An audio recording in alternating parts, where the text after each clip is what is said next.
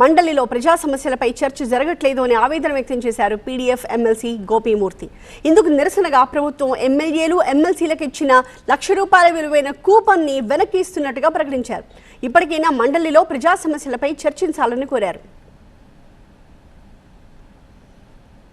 వేతన జీవులకి పిఆర్సీ లేనటువంటి సందర్భంలో బడ్జెట్ ప్రవేశపెట్టిన తర్వాత మంత్రి గారు ఆ బడ్జెట్ మీద ఒక సమగ్రమైనటువంటి ఒక సద్విమర్శ చేస్తూ దాన్ని జోడించి మరలా రిప్లై ఇచ్చి ఒక సిద్ధాంతపరమైనటువంటి ఒక బడ్జెట్ని బయటికి పంపవలసినటువంటి పరిస్థితి ఉందో అది జరగలేనటువంటి పరిస్థితుల్లోనే ఈ రోజున ఎమ్మెల్సీలకి ఎమ్మెల్యేలకి ₹1,00,000 కూపన్ క్రోమాలో కొనుక్కోవాలని చెప్పి ₹1,00,000 కూపన్ ఇవ్వటం జరుగుతూ ఉంది.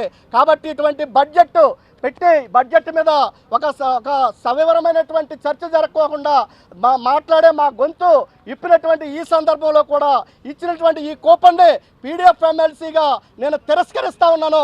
ఈ కార్డు తీసుకుంటానికి నేను అర్హుడిని కాదు. అందుకని చెప్పి ఈ సభ జరుగుతున్నటువంటి విధానాన్ని నిరసిస్తూ ఈ యొక్క కూపన్ని తిరిగి ప్రభుత్వానికి ఇస్తున్నానని చెప్పి కూడా ఈ సందర్భంగా ప్రకటన చేస్తూ ఉన్నాను.